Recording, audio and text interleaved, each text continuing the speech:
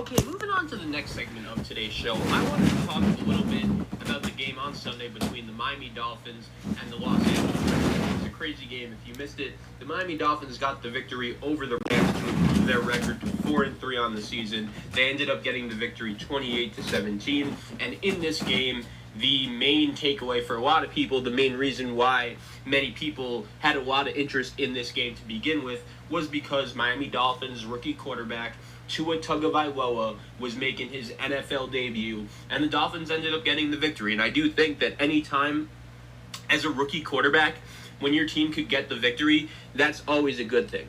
But even though I just spent a lot of time earlier in the show talking about the Miami Dolphins and how impressive their win was over the LA Rams, and they really are. The defense was really impressive, and I do believe right now, if you were to ask me, Zach, who is the best team in the AFC East, I would say the Miami Dolphins.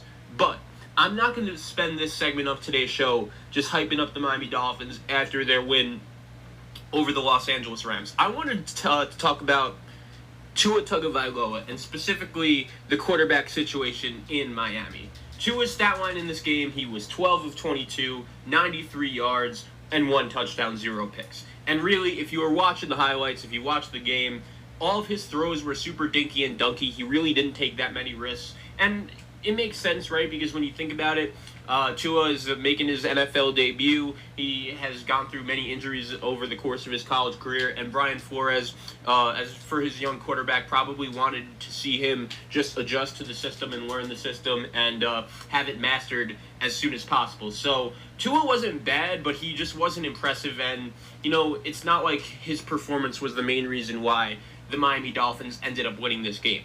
But the reason why I bring all of this up is this. You guys know that a couple off seasons ago, the Miami Dolphins made a trade with the Houston Texans. It was a very good trade for the Dolphins. They gave away Laramie Tunsil, the offensive tackle. They got back multiple first-round picks.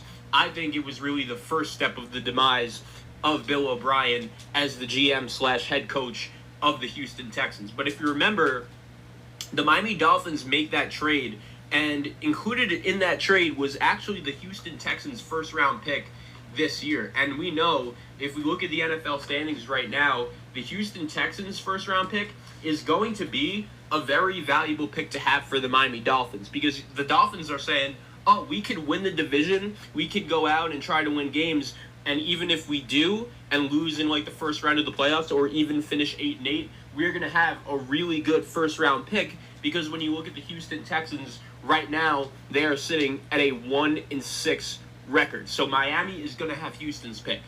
Ultimately, here's my question, and I think this is starting to make a little more sense to me why the Dolphins decided to bench Ryan Fitzpatrick in favor of Tua Tagovailoa. And I'm going to explain to you guys on this segment of today's show my theory in terms of what the Miami Dolphins are trying to do with their quarterback position. I went on this show a couple weeks ago and said, look, I totally understand Tua Tagovailoa is the future of the Miami Dolphins, and I think he's going to be a really good player going forward.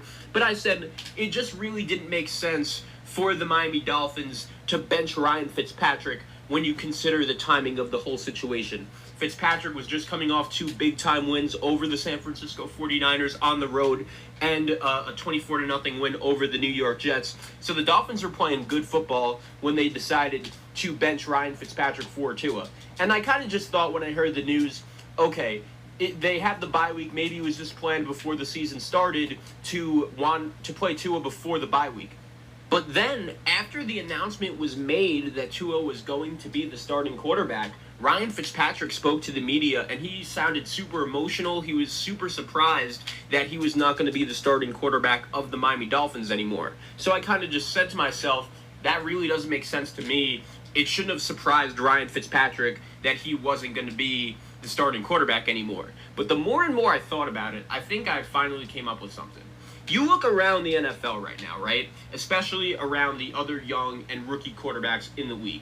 You guys see Joe Burrow and what he's been able to do with the Cincinnati Bengals so far this season. He led them to a big victory over the Tennessee Titans yesterday. You look at Justin Herbert and everything he's been able to do so far this season with the Los Angeles Chargers. He looks like a legitimate superstar. you also see that Trevor Lawrence and Justin Fields, two guys that are going to be coming into the league next year that are super highly touted. And I think that Chris Grier, Brian Flores, and the Miami Dolphins looked at this situation and said, look, as well as Ryan Fitzpatrick is playing right now, we need to find out if Tua Tagovailoa is the answer or not. I remember I said this talking about the Los Angeles Chargers when they were contemplating starting Justin Herbert or Tyrod Taylor when Tyrod was coming back from the punctured lung, and there were still people actually saying that Tyrod should be the starting quarterback over Justin Herbert. You guys remember that? Yeah, good times. But I remember we were saying to ourselves that it's not 1998 anymore. Justin Herbert was a player that played 4 years at Oregon, and he looked really good in his first game action, and I thought he was good enough to be the starting quarterback for the Los Angeles Chargers. And I think so far, if you're a Charger fan, even though your record is 2-5 and you're not winning that many games, the decision to start Justin Herbert looks like a good one, because if you're a Charger fan, you're going to have a lot of momentum going into next season, even if you don't make the playoffs, because your expectation for Justin Herbert is that he's going to get better and better and better based on what he's done so far during his rookie season. And if you're the Miami Dolphins, you want to see that from Tua Tagovailoa as well. Because here's the thing.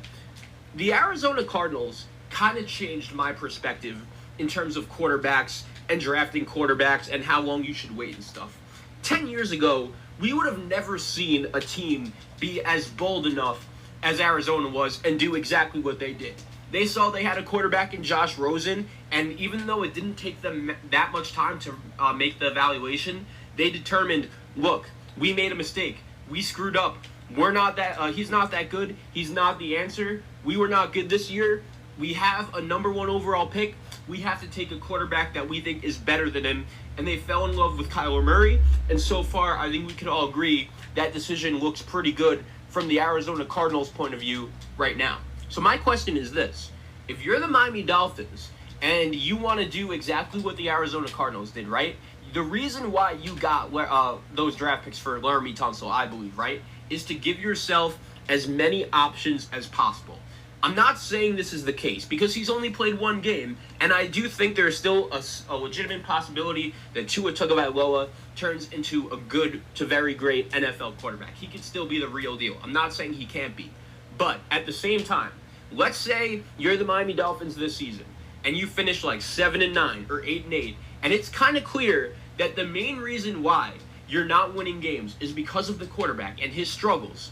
Would you consider taking a guy like Trevor Lawrence or a guy like Justin Fields if that guy is there with the Houston Texans' number 1 overall pick?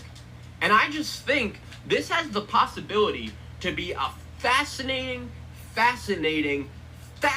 story here in Miami. So many times in the NFL, we saw it with the Dallas Cowboys in this past NFL draft, for example. We know that the Dallas Cowboys going into the draft had 2 of the better wide receivers in football in Amari Cooper and Michael Gallup. But they saw CeeDee Lamb as the best player on the board and said, okay, we don't care that we have 2 wide receivers. We're going to add a 3rd one to our team to make our wide receiving core better. If Chris Grier and Brian Flores are on the draft board right now and they see significantly that when you look at Trevor Lawrence, when you look at Justin Fields, both of those guys are significantly more athletic than Tua, they're significantly bigger than Tua, would you ever consider taking one of those guys? I'm really not sure.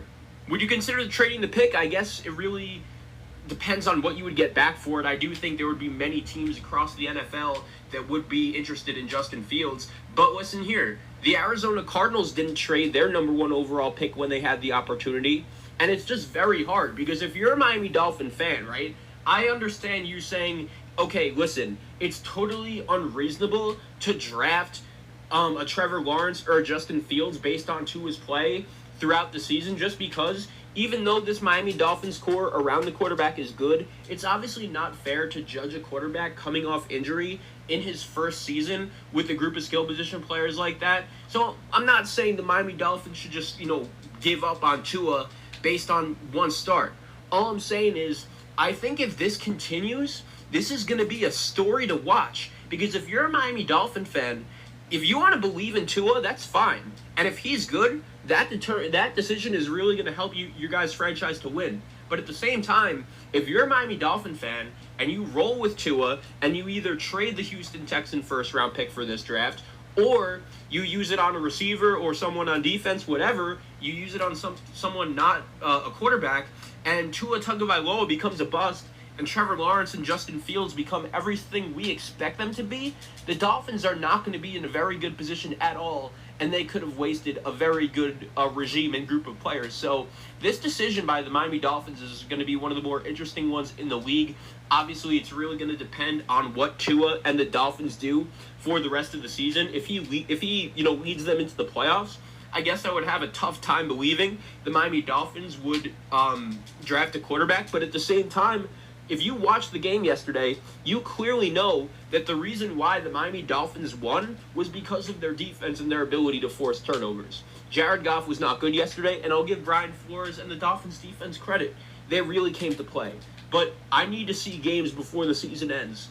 If I'm a Miami Dolphin fan, that's like, all right, we won that game because of Tua. And I hate to be unreasonable when it comes to comparisons, but when you see Justin Herbert, when you see Joe Burrow, and what they're doing across the league right now, it's super impressive. And I'm not, once again, saying the Dolphins should be giving up on Tua based on one performance against a really good Rams defense, but at the same time, especially when you compare him to his two brotherates, it really wasn't that close. And it's hard because there have been plenty of quarterbacks across NFL history, by the way, that have turned out to be superstars that didn't debut like Justin Herbert, that didn't debut like Joe Burrow. So for me, I think that's what makes this controversy so interesting. If the Miami Dolphins win games, but their defense is the main reason why, and we see Tua possibly is the reason why they're being held back, and he's the reason why they're losing games, what did the Miami Dolphins do for this season considering they're in the playoff race? And what do they do with that Houston Texans pick come draft night? Because I think this has the possibility to be one of the more fascinating situations in terms of quarterback controversies in the NFL in recent memory.